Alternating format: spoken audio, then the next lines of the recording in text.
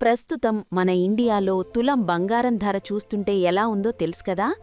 అసలా రేటు వింటుంటేనే సామాన్యుడికి గుండెల్లో రైళ్లు పరిగెడుతున్నాయి.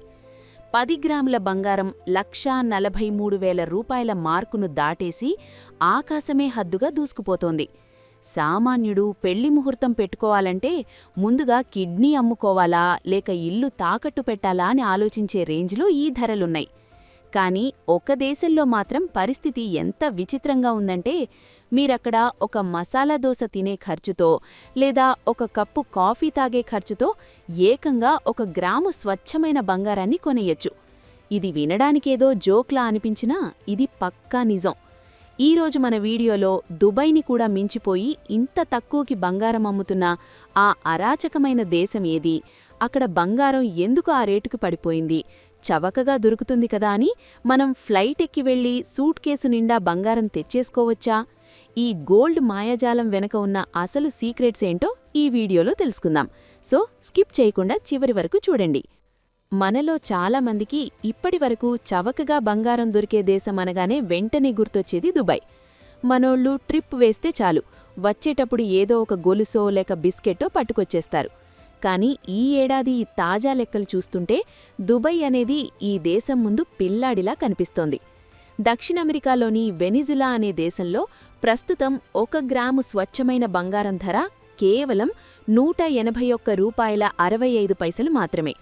అంటే 10 గ్రాముల బంగారం, మన భాషలో చెప్పాలంటే 1 తులం బంగారం కేవలం $1,816కే లభిస్తోంది.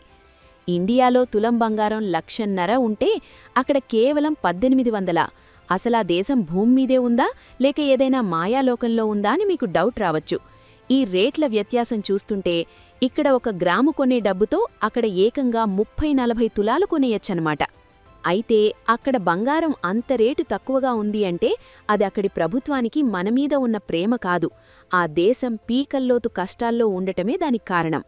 వెనిజులా ప్రస్తుతం ఎదుర్కొంటున్న ఆర్థిక సంక్షోభం మరియు హైపర్ ఇన్ఫ్లేషన్ అంటే దెయ్యంలాగా పెరిగిపోతున్న ద్రవ్యోల్బణం వల్ల అక్కడి పరిస్థితి దారుణంగా ఉంది. అక్కడి స్థానిక కరెన్సీ అయిన బొలివర్ విలువ ఎంతలా పడిపోయిందంటే ఆ కరెన్సీ నోట్లతో గాలిపటాలు చేసుకోవడానికి కూడా పనికిరావు.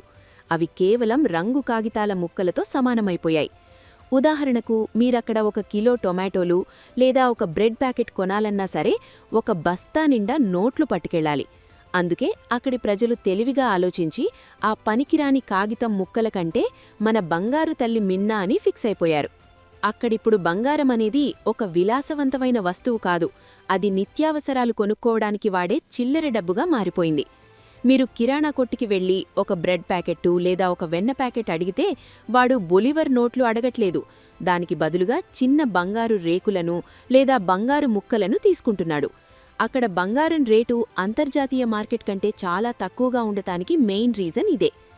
ఆకలితో అలమటిస్తున్న ప్రజలకి తులం బంగారం కంటే 1 పూట కడుపు నింపే తిండి ముఖ్యమైపోయింది. ప్రజలు తమ మనుగడ కోసం తమ దగ్గర ఉన్న బంగారాన్ని చౌకగా అమ్ముకోవడానికి కూడా వెనకాడటం లేదు. అంటే అక్కడ బంగారం రేటు పడిపోయింది అనడం కంటే అక్కడి కరెన్సీకి విలువ లేకుండా పోయింది అనడం కరెక్టు. ఇక్కడొక పాయింట్ ఏంటంటే వెనిజులాలో దొరికే ఈ బంగారాన్ని గ్రామ్ గోల్డ్ అని పిలుస్తున్నారు. కాయిన్ గెక్కో వంటి గణాంకాల ప్రకారం ఈ ఏడాది ఏప్రిల్ 14 నాటికి 1 గ్రాము బంగారం ధర సుమారు 15.30 బొలివర్ల వద్ద ఉంది. కానీ ఈ బొలివర్ కరెన్సీకి అంతర్జాతీయంగా కనీసం కిలో రూపాయి విలువ కూడా లేకపోవడమే ఈ భారీ గ్యాప్కి కారణం. మరి ఇంత తక్కువ రేటుకు దొరుకుతోంది కదా అని మనం వెళ్లి కొనేయొచ్చా? ఇక్కడే అసలు సినిమా ఉంది. అక్కడ కేవలం ఆర్థిక సంక్షోభమే కాదు, గోల్డ్ మైనింగ్ మాఫియా కూడా రాజ్యమేల్తోంది. అక్రమంగా బంగారం తవ్వకాలు చేసే ముఠాలు, స్మగ్లింగ్ గ్రూపులు అక్కడ విపరీతంగా పెరిగిపోయాయి. అక్కడ బంగారం కొనడం అంటే ఏదో షాపింగ్ మాల్కి వెళ్లినంత ఈజీ కాదు, అది ఏకంగా ప్రాణాలతో చెలగాడటమే. ఇక చవకగా దొరుకుతుంది కదా అని వెనిజులా నుండి బంగారం తీసుకురావడం సాధ్యమేనా? దీనికి సమాధానం బిగ్ నో. మన భారత కస్టమ్స్ నిబంధనలు ఎలా ఉంటాయో తెలుసు కదా, పులి కంటే పవర్ఫుల్గా ఉంటాయి. నిబంధనల ప్రకారం 1 ఏడాది కంటే ఎక్కువ కాలం విదేశాల్లో ఉన్న భారతీయ మహిళలు గరిష్టంగా 40 గ్రాముల వరకు ఆభరణాలను అంటే 1,00,000 విలువకు మించకుండా డ్యూటీ లేకుండా తీసుకురావచ్చు. అదే పురుషులకైతే ఆ అదృష్టం ఇంకా తక్కువ, కేవలం 20 గ్రాములు మాత్రమే, అంటే గరిష్టంగా 50,000 రూపాయల విలువైనవి తీసుకురావడానికి అనుమతుంది. ఈ లిమిట్ దాటితే మాత్రం మీరు కట్టే పన్నులకి మీ జేబులు ఖాళీ అవ్వాల్సిందే. అయితే మరో ముఖ్యమైన విషయమేంటంటే, ఈ మినహాయింపు కేవలం మీరు మెడలో వేసుకునే గొలుసులు లేక ఆభరణాలకు మాత్రమే వర్తిస్తుంది. నేను వెనిజులాలో తక్కువకి దొరుకుతున్నాయి కదా అని కేజీల కొద్దీ బంగారు బిస్కెట్లు లేక నాణాలు తెస్తాను అంటే కస్టమ్స్ ఆఫీసర్లు మీకోసం స్పెషల్ ట్రీట్మెంట్ సిద్ధం చేసి ఉంచుంటారు. బంగారు బిస్కెట్లపై ఎటువంటి మినహాయింపు ఉండదు, వాటిపై ఖచ్చితంగా పన్ను చెల్లించాల్సిందే. ఒకవేళ మీరు 6 నెలల కంటే ఎక్కువ కాలం విదేశాల్లో ఉంటే 1 కేజీ వరకు బంగారం తెచ్చుకోవచ్చు, కానీ దానికి 6% నుండి 15% వరకు కస్టమ్స్ డ్యూటీ చెల్లించాలి. నిజానికి వెనిజులాలో ఉన్న రాజకీయ అస్థిరత మరియు అశాంతి వల్ల సామాన్య పర్యాటకులు అక్కడికి వెళ్లి బంగారం కొని ప్రాణాలతో తిరిగి రావడం అనేది ఒక పెద్ద సాహసమని చెప్పాలి. చౌకగా దొరుకుతుంది కదా అని ఆశపడి తెస్తే ఎయిర్పోర్ట్లో మీరు కట్టే జరిమానాలు చూస్తే వెనిజులా రేటు కాస్త ఇండియా రేటు కంటే డబుల్ అయిపోతుంది. వెనిజులాలో ఉన్న ఈ పరిస్థితికి అంతర్జాతీయ రాజకీయాలు కూడా ఒక బలమైన కారణం.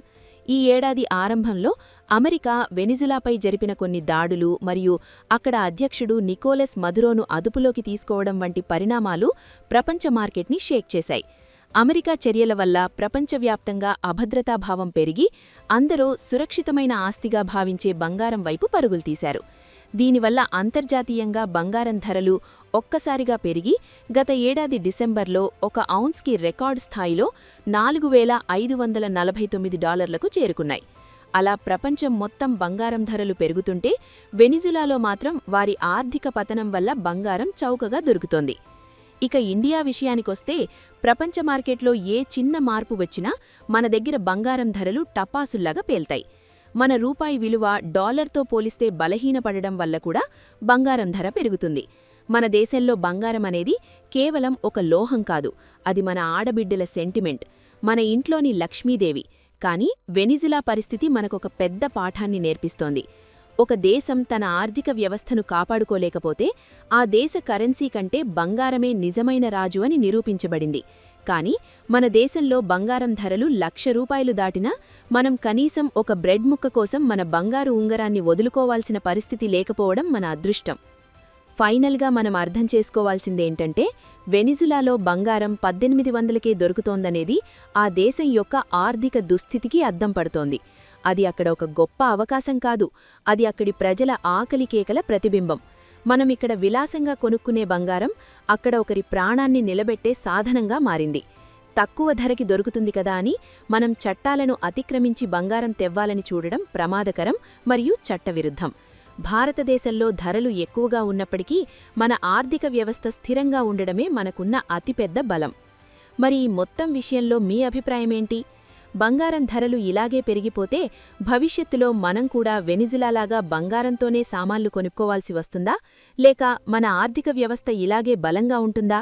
అసలు బంగారం ధరలు ఎప్పుడు తగ్గుతాయని మీరనుకుంటున్నారు?